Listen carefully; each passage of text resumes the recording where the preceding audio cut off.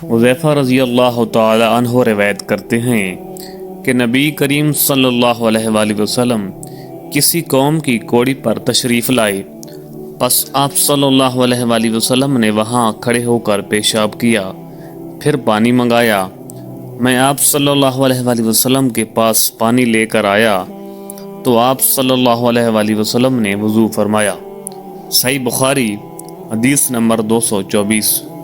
حذیفہ رضی اللہ تعالی عنہ روایت کرتے ہیں کہ ایک مرتبہ میں اور رسول کریم صلی اللہ علیہ وآلہ وسلم جا رہے تھے کہ ایک قوم کی کوڑی پر جو ایک دیوار کے پیچھے تھی پہنچے، تو آپ اس طرح کھڑے ہو گئے جس طرح ہم تم میں سے کوئی شخص کھڑا ہوتا ہے۔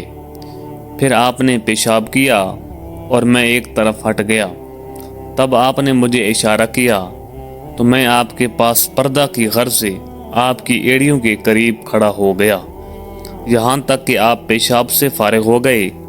بوقت ضرورت ایسا بھی کیا جا سکتا ہے۔ صحیح بخاری حدیث نمبر 225۔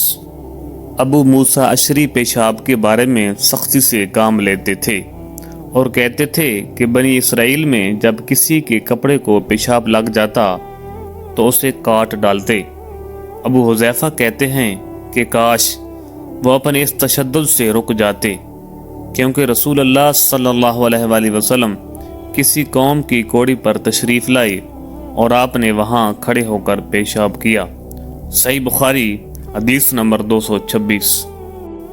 ایک عورت رسول کریم صلی اللہ علیہ وآلہ وسلم کی خدمت میں حاضر ہو کر عرض کی کہ حضور فرمائیے، ہم میں سے کسی عورت کو کپڑے میں حیض آ جائے تو وہ کیا کرے؟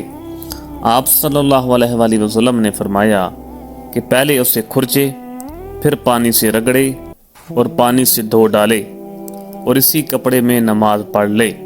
صحیح بخاری حدیث نمبر 227۔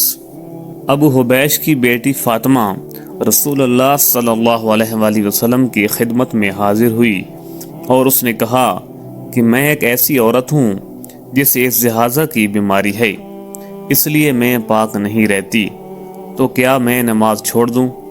آپ صلی اللہ علیہ وآلہ وسلم نے فرمایا، نہیں، یہ ایک رگ کا خون ہے، حیض نہیں ہے، تو جب تجھے حیض آئے تو نماز چھوڑ دے، اور جب یہ دن گزر جائیں تو اپنے بدن اور کپڑے سے خون کو دھو ڈال، پھر نماز پڑھ۔